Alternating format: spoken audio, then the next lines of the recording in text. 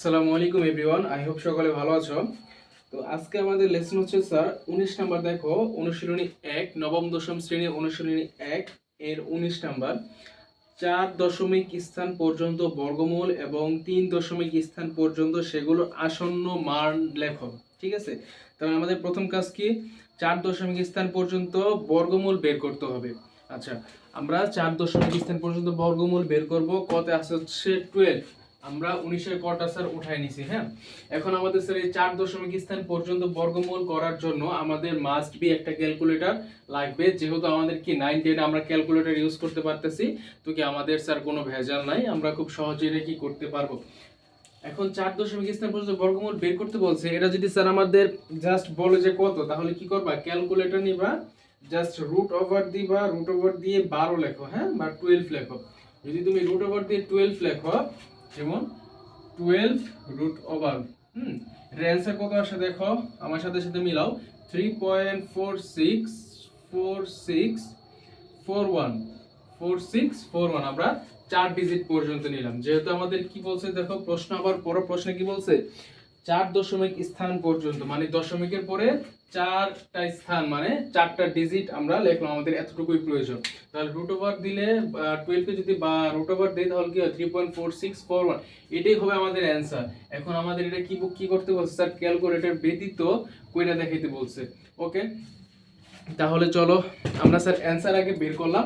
Sir একটু বুদ্ধিমত্তা না খাটাইলে স্যার সবকিছু কি একটু কঠিন কঠিন মনে হয়। তুমি যে কোনো জিনিস যদি একটু টেকনিক খাটায়া বা একটু বুদ্ধিমত্তার সাথে যদি হ্যান্ডেল করতে পারো, তাহলে সবই কি স্যার সহজ লাগে। দেখো আমরা আগে কি করব, এই 12 কে রুট ওভার দিছি, এটা আমাদের অ্যান্সার। এখন আমাদের কি যেভাবে আমরা যে রুলসে বের করব, দেখবো তোমার কাছে খুব ইজি লাগতেছে। হ্যাঁ, যেহেতু আমাদের 4 দশমিক বা 4 স্থান বলছে, দশমিক পরে কি 4টা ডিজিটের কথা বলছে, তাহলে আমাদের ফার্স্টে কি করতে হবে? আমরা এটাকে লিখবো। হ্যাঁ, লিখলাম 12।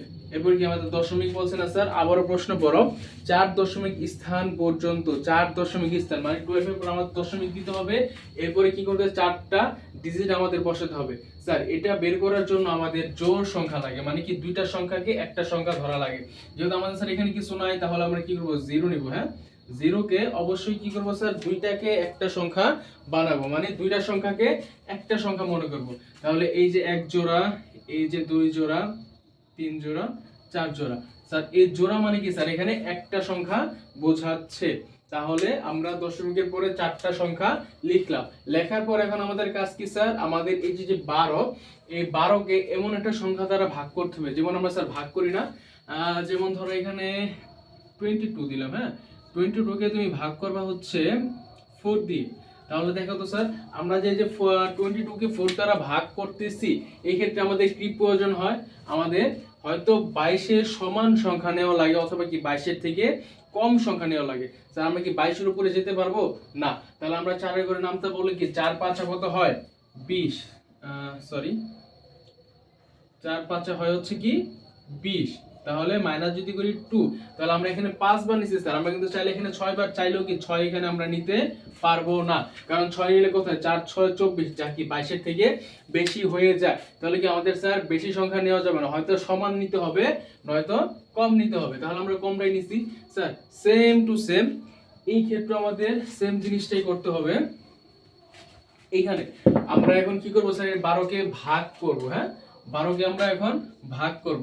এমন একটা সংখ্যা দিয়ে ভাগ করতে হবে যেই সংখ্যা দ্বারা, মনে করো যে সংখ্যার বর্গমূল এটার সমান অথবা কি এর থেকে কম হবে। বর্গমূল, বর্গমূল মানে হচ্ছে কি স্যার? এটাকে জাস্ট স্কয়ার, বর্গ করা। ধরো 3 এরকম 3 কে যদি স্কয়ার দেই তাহলে কত হয়? 3 ইনটু 3, মানে 3 কয়বার গুণ হবে? 2 বার। তাহলে 3 ইনটু 3 কত হয়?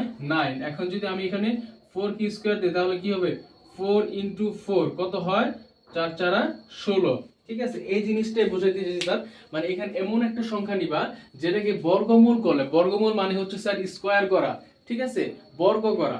তাহলে যেটাকে বর্গমূল করলে এই সংখ্যা হয়তো 12 হবে, নয়তো কি 12 থেকে কম হবে, 12 বেশি নেওয়া যাবে না। তাহলে দেখো এখানে কোন সংখ্যাটা স্যার সবচেয়ে বেশি সুইটেবল হয়?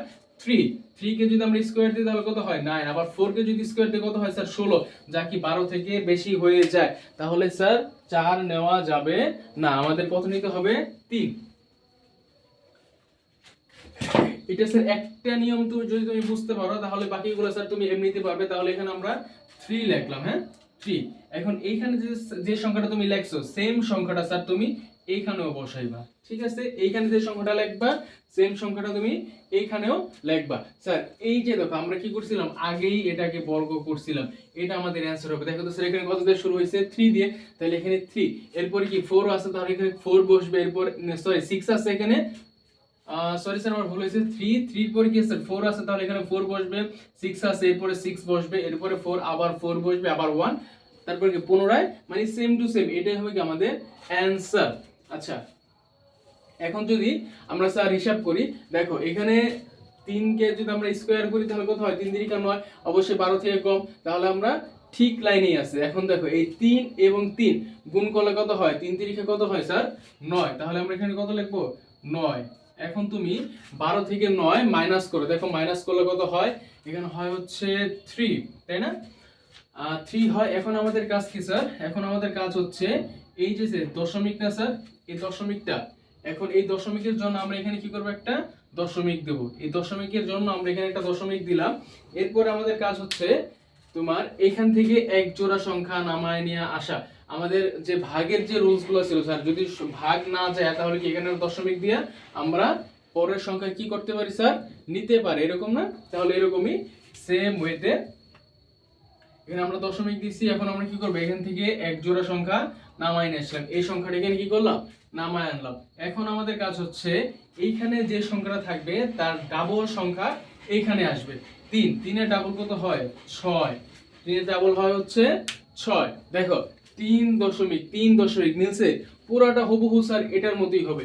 এরপর এখানে কত আছে স্যার 4 না, তাহলে তুমি এক কাজ করবা, এইখানে যে সংখ্যাটা থাকবে এই সংখ্যাটা এইখানে বসাইবা এবং সেম সংখ্যাটা তুমি এইখানে দিবা, হ্যাঁ? এখন এখানে কত হয়েছে, 3 এর ডাবল হচ্ছে 6, এবং এখানে আমাদের অ্যানসারে আমরা এটা স্যার এখানে দেখাইবা না, হ্যাঁ? এটা জাস্ট তোমাকে আমি একটা চোরা বুদ্ধি, যেটাকে বলে চোরা বুদ্ধি শিখাই দিলাম, এটা পরে মুছে দিবা। এখানে কত আছে 4, 4টা এখানে বসাইছি এবং সেম 4টা আমি কি করছি এইখানে বসাইছি। এখন এই যেখানে কত হয়েছে 6 4 64, এই 64 কে এখন তুমি 4 দ্বারা গুণ করবা, 64 গুণ 4, 64 ক্যালকুলেটর লাগবে স্যার, 64 গুণ 4 দেখো কত হয়, 64 গুণ 4 হয় হচ্ছে 256। এই 256 তুমি লিখবা কোথায় স্যার, এই যে এখানে 256, এটা স্যার রাফের জন্য বোঝাইছি, এটা মুছে দিব আমরা এখন। তাহলে এখানে হচ্ছে 256। এখন 300 থেকে যদি তুমি 256 মাইনাস করো, দেখো কত হয়, মাইনাস 300 300 হয় হচ্ছে কত 44 44। তাহলে এখানে আমরা 44 লিখলাম। এরপর আমাদের কাজ কি স্যার, এরপরে কাজ হচ্ছে আবারও এই যে এটা তো আমরা প্রথমে নামাইছি এখানে, এরপরেরটা আমরা আবার এখানে নিয়ে আসব, 0 0 0 0 আনলাম, হ্যাঁ? এখন আমাদের কাজ হচ্ছে এখানে আবার একটা ভাগ চিহ্ন দিলাম। এখন দেখো এখানে কত আছে স্যার 6 না, তাহলে এখানে আগে না 6, এটা পরে করি। এখানে কত আছে 34, 34 এর ডাবল কত হয় 3 4 ইনটু 2, ডাবল হয় হচ্ছে 68 6 8, তাহলে আগে আমরা এখানে 6 8 বসাইলাম। এরপর আমরা এই যে এই সংখ্যাটা এখানে আনলাম এবং এই সংখ্যাটা এইখানেও আনলাম। এখন 6 8 6 ইনটু হবে কত বলেন তো স্যার, এই 6 যে সংখ্যা নামাইছে এই সংখ্যার সাথে কি হবে, গুণ হবে। 6 8 6 ইনটু 6 কত আসে 4116, 4116। এখন আমরা এটাকে আবার মাইনাস করব, যদি মাইনাস করি তাহলে কত আসে, মাইনাস 4400284, বিয়োগফল আসে হচ্ছে 284। ওকে, এখন আমাদের কাজ কি স্যার বলো তো, সেম ওয়ে আমাদের কি এখন রুলসটা কি একদম সহজ হয়ে গেছে না স্যার? এখন আমাদের আবার কি করতে হবে, এখানে কত আছে 346, 346 কে এখন আমাদের আবার কি মাল্টিপল করতে হবে, তাই না? তাহলে 346 ইনটু 2 কত আসে 692, 692 লিখলাম 692। এরপরে দেখো তো স্যার কি আছে 4, তাহলে এই 4 এখানে আনলাম, আবার এই 4 কোথায় দিব, এই যে এখানে দিব।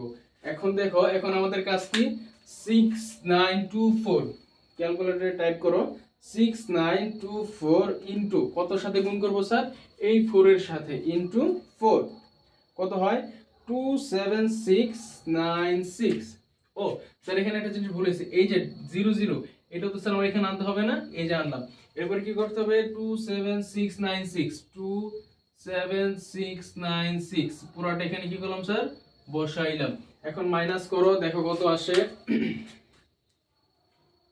28400 704 হয় স্যার 704।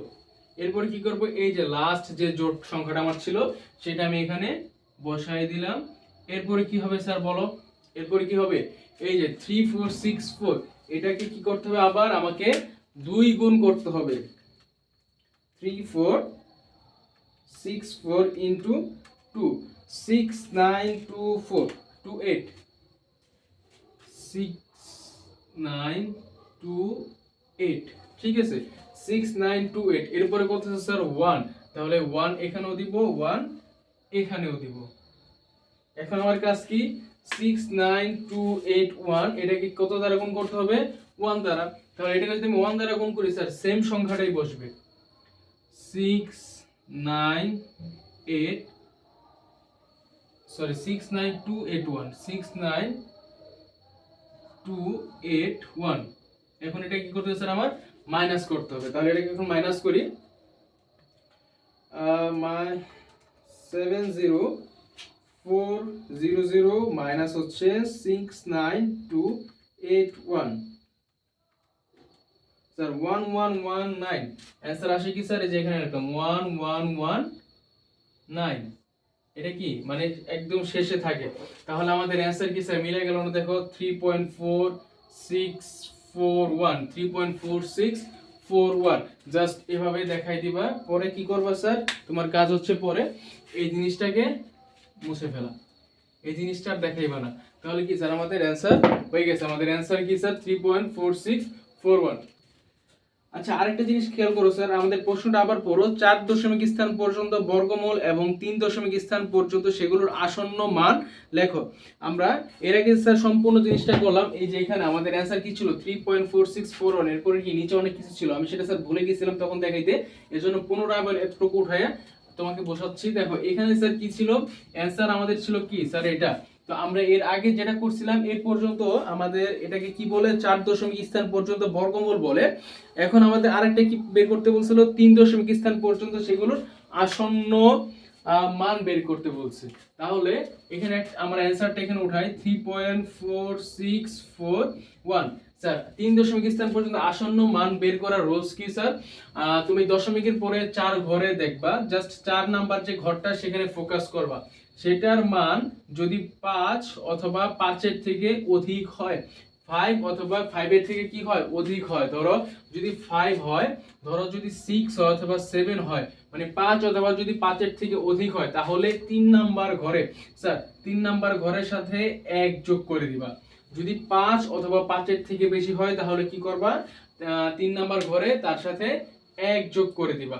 এখানে আমাদের স্যার 4 নাম্বার ঘরের মান কত 1, তাহলে 5 পর্যন্ত কি পৌঁছায় নাই, তাহলে কি স্যার এখানে আর কিছু হবে না, এখানে যতটুকু যেভাবে যা আছে তাই হবে। তাহলে এর আসন্ন মান কি হবে স্যার 3.464 এই পর্যন্ত হবে।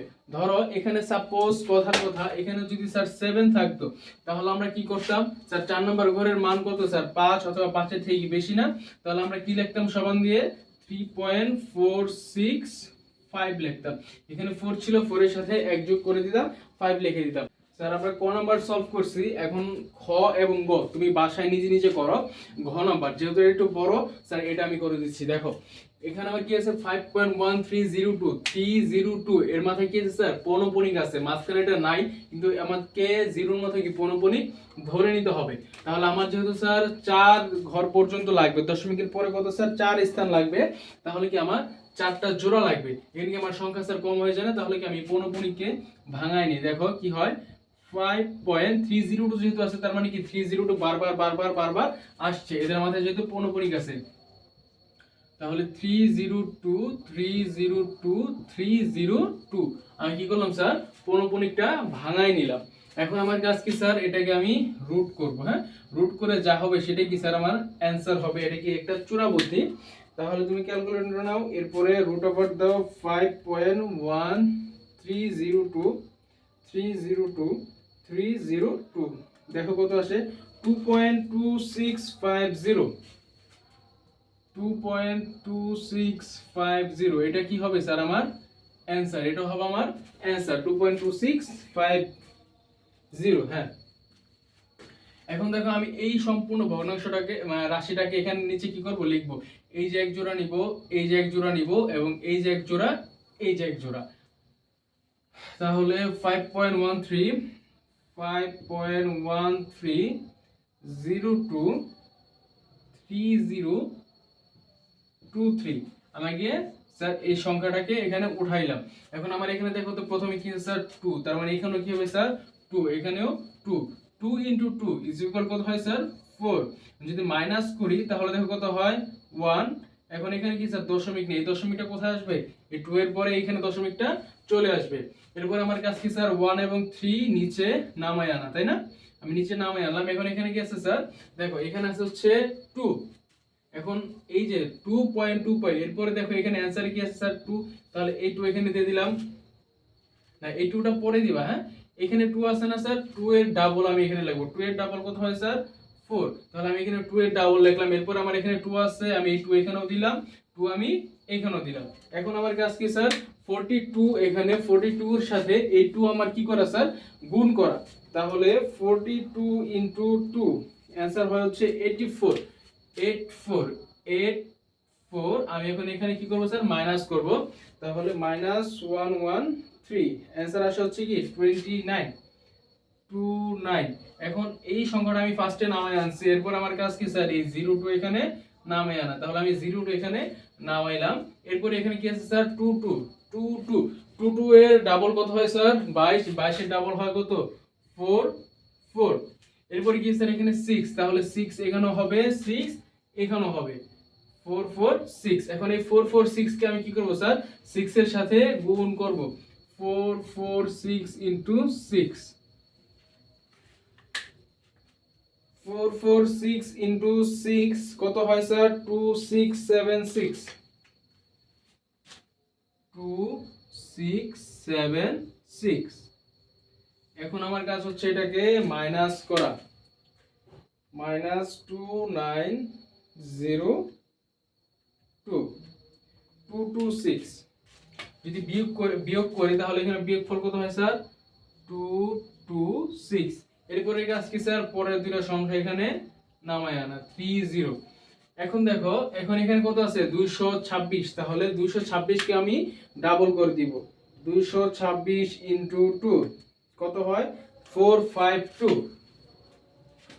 452 452। এরপরে কি আছে স্যার 5 আছে, দেখো আমরা তো এখানে 6 তো নামে আছে, এরপরে কি আছে 5, তাহলে এখানে কি হবে স্যার 5 5, তাহলে 4525 কার সাথে গুণ হবে এই 5 এর সাথে, মানে যেই সংখ্যাটা তুমি নামায় আনবা সেই সংখ্যাটার সাথে কি হবে গুণ হবে।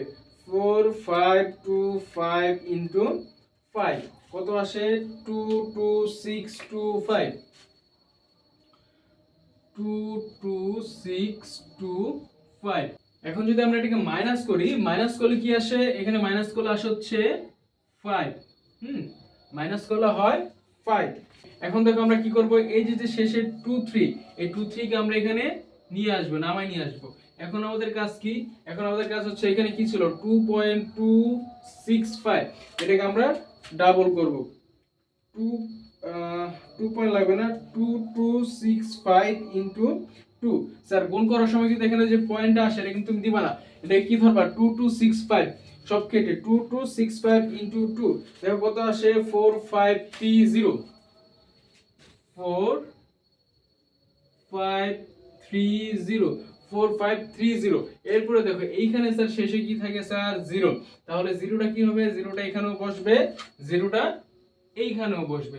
এখন আমাদের কাজ কি স্যার এই সংখ্যাটার সাথে এই সংখ্যা এই 0 কে কি করা গুণ করা, তাহলে তুমি যে কোনো সংখ্যা পৃথিবীর যত বড় সংখ্যাই হোক সেটাকে যদি তুমি 0 দ্বারা গুণ করো তাহলে অ্যানসার কি হয় স্যার 0ই হয়। তাহলে এখানে কি হবে স্যার 0, তাহলে ভাগশেষ কি থাকবে 523 523 এই যে এখানটায় বসবে, যেহেতু জায়গা নেই এই জন্য এখানে লিখলাম 523। তাহলে আমার অ্যান্সার কি স্যার 2.2650।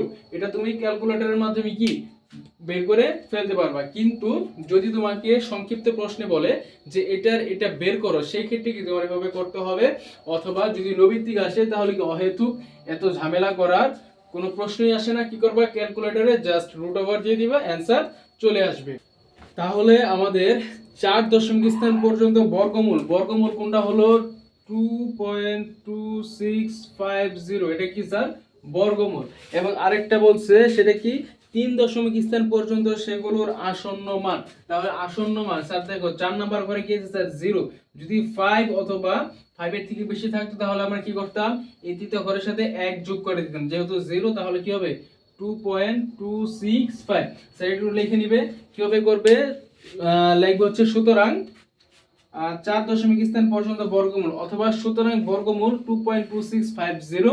এরপর আরেকটা কি লিখবে, সুতরাং 3 দশমিক স্থান সেগুলো আসন্ন মান, সুতরাং আসন্ন মান 2.265। অ্যান্সার শেষ।